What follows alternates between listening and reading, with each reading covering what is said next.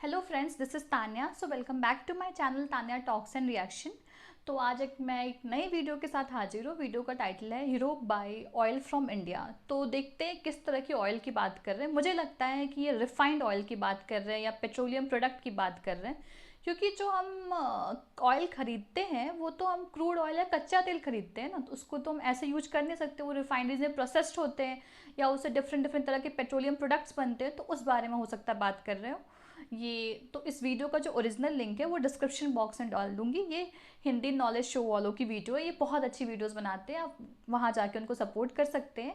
और अगर आपको मेरी वीडियोज़ ये पसंद आती हैं तो आप मेरी वीडियो को लाइक कर सकते हैं, मेरे चैनल को सब्सक्राइब कर सकते हैं और शेयर कर सकते हैं अपने फ्रेंड्स और फैमिली के साथ।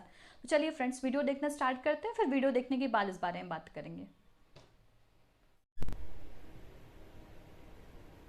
दोस्तों, स्वागत है आपका हिंदी नॉलेज शो में। तो दोस्तों, आप में से कुछ लोग ये बात जानते होंगे कि जो कच्चा तेल होता है ना, जिसे पेट्रोलियम कहा जाता है, उसे यूज़ करने से पहले रिफाइनरी में प्रोसेस किया जाता है और उससे अलग अलग प्रोडक्ट निकलते हैं। जैसे कि कच्चे तेल से सल्फर भी निकलता है, पेट्रोल भी निकलता है, डीजल भी निकलता है, जेट फ्यूल भी निकलता है, वैक्स भी निकलता है, तार कोल भी निकलता है, जी हाँ, जिससे सड़कें बनाई जाती हैं। तो इससे अलग अलग प्रोडक्ट निकाले जाते हैं, फिर उन्हें इस्तेमाल किया जाता है।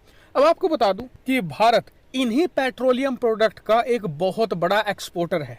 यहाँ तक कि जब पिछले साल हमारा एक्सपोर्ट रिकॉर्ड स्तर पर था, करीबन 400 अरब डॉलर को क्रॉस कर गया था, उसमें सबसे बड़ा योगदान था पेट्रोलियम प्रोडक्ट के एक्सपोर्ट का। मेनली जो डीजल है, पेट्रोल है, हम उसे दूसरे देशों को बेचते हैं। और भारत का ये बिजनेस कितना बड़ा है, उदाहरण के लिए जामनगर में हमारी एक रिफाइनरी है, जो रिलायंस की रिफाइनरी है, वो दुनिया की सबसे बड़ी ऑयल रिफाइनरी है। हालांकि आपका सवाल ये होगा कि ये दूसरे देश भारत से पेट्रोल डीजल क्यों खरीदते हैं, ये सीधा सऊदी अरब या रूस से तेल खरीद कर उसे रिफाइन करके खुद इस्तेमाल क्यों नहीं करते।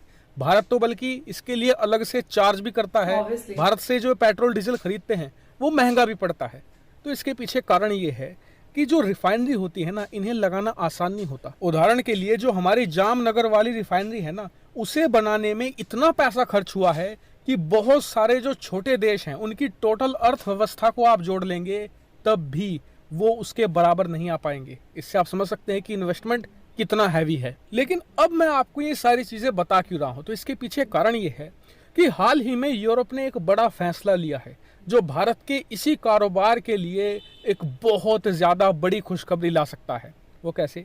दरअसल यूरोप अब कलेक्टिवली एक बड़ा फैसला लेने जा रहा है। वो ये कि जो रूस से आने वाला ऑयल है, तेल है, उस पर टोटल एम्बार्गो लगा दिया जाए, यानी कि पूर्ण प्रतिबंध लगा दिया जाए। और इसको लेकर ऑलमोस्ट आम सहमति बन चुकी है। जो एक दो देश है जैसे कि हंगरी वगैरह, इन्हें समझाना बाकी है। जैसे ही ये मानते हैं तो रूस पर ऑयल एम्बार्गो लागू कर दिया जाएगा।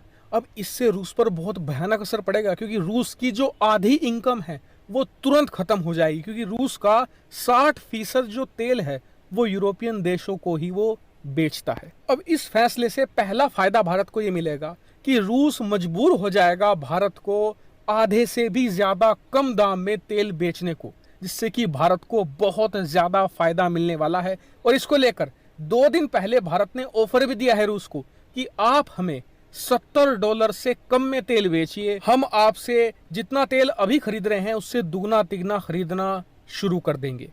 पहला फायदा तो भारत को ये मिल गया कि सस्ता तेल मिलेगा। लेकिन जो दूसरा फायदा है ना, उसे देखकर आपका भी दिमाग चकरा जाएगा। दरअसल जब यूरोपियन देश तेल खरीदना बंद कर देंगे रूस से, तो वो कहाँ जाएंगे? अरब देशों के पास। लेकिन जो एक्सपर्ट है वो ये एस्टिमेट जता रहे हैं कि अगर यूरोपियन देश ईरान पर प्रतिबंध खत्म कर दें और ईरान से भी तेल खरीदना शुरू कर दें, तब भी जो पूरा मिडिल ईस्ट है, जिसमें सऊदी है, ईरान है, कतर है, कुवैत है, इसके अलावा इराक है, ये सारे मिलकर भी तेल यूरोप को बेचना शुरू कर देना, तब भी ये रूस की कमी पूरी नहीं कर पाएंगे, जिससे कि तेल की कीमतें आसमान छूने लगेंगी। ऐसी स्थिति में भारत एक गेम चेंजर बन जाता है। भारत के पास क्या आ रहा होगा उस समय? सस्ता रूसी तेल, जिसे भारत रिफाइन करके बाजार में बेच सकता है। और भारत ऑलरेडी इस समय यूरोपियन देशों को डीजल बेच रहा है और आने वाले समय में ये एक्सपोर्ट भारत का और बढ़ेगा, यानी कि भारत एक बहुत बड़ा तेल का निर्यातक देश बन जाएगा और इससे भारत को भयंकर मुनाफा होगा। हमारे जो एक्सपोर्ट हैं वो सारे रिकॉर्ड तोड़ देंगे। जो पिछले साल हमने 400 अरब डॉलर के एक्सपोर्ट किए हैं ना, उन्हें हम कुछ महीनों में कर डालेंगे। इतना ही नहीं, कई लोग कहेंगे कि जब यूरोपियन देश रूसी तेल पर बैन लगा रहे हैं तो फिर तो अमेरिका भारत को रूसी तेल खरीदने ही नहीं देगा, ऐसे में ये सब कुछ होगा ही नहीं। तो आपको बता दूं कि आपका सोचना गलत है। क्यों? क्योंकि अमेरिका भी फंस चुका है।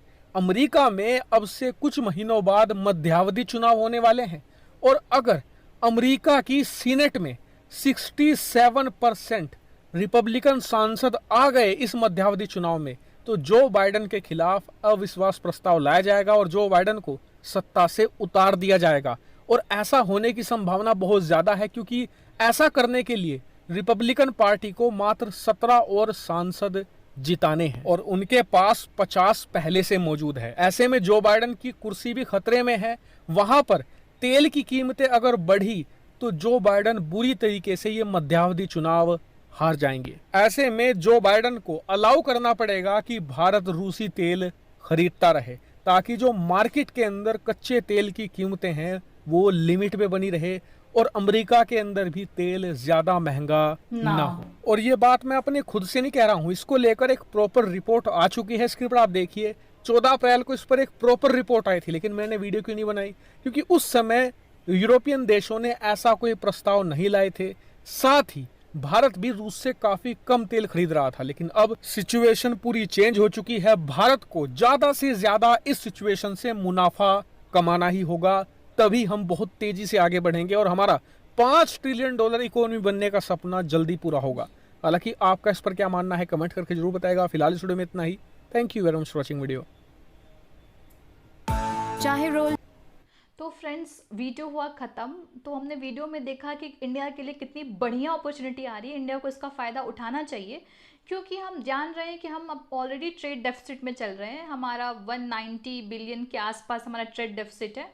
ऑल्दो हमने रिकॉर्ड एक्सपोर्ट किया है पर हमारा ट्रेड डेफिसिट अभी भी मेंटेन नहीं हुआ है, क्योंकि आपका डेफिसिट कब कम होगा? जब आप एक्सपोर्ट इंपोर्ट से ज़्यादा कर रहे हो। हम एक्सपोर्ट ज़्यादा कर रहे हैं पर इंपोर्ट उससे भी ज़्यादा कर रहे हैं, तो डेफिसिट तो होगा ही।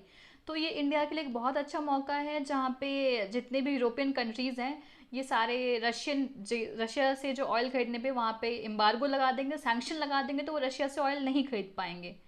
तो अब रशिया से ऑयल नहीं खरीद पाएंगे तो कहाँ जाएंगे?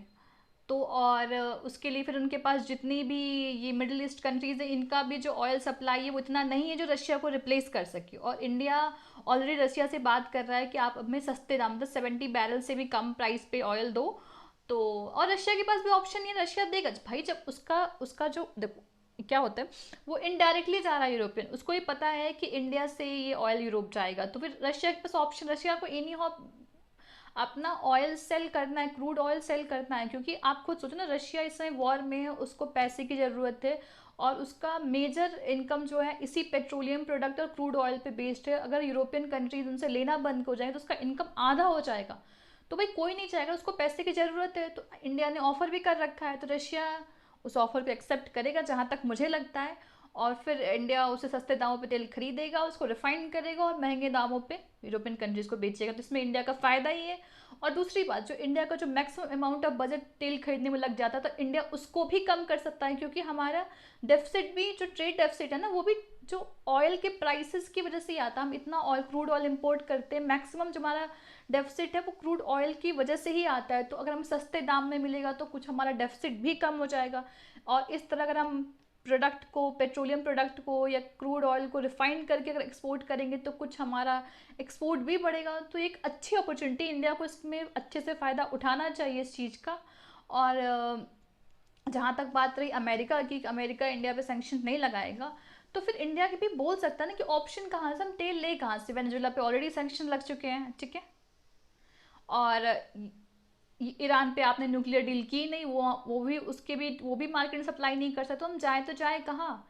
और ऑलरेडी हमारी कंट्री हिट हो रही है इस तेल के प्राइस से। तो भाई आप देख रहे हो कि रुपये, आपने देखा भी रुपये कितना लो जा रहा है डॉलर के मुकाबले में। तो we are left with no option. ऐसा नहीं कि हम इंजॉय कर रहे हैं और शौक से खरीद रहे हैं, हमारे पास कोई चॉइस नहीं है।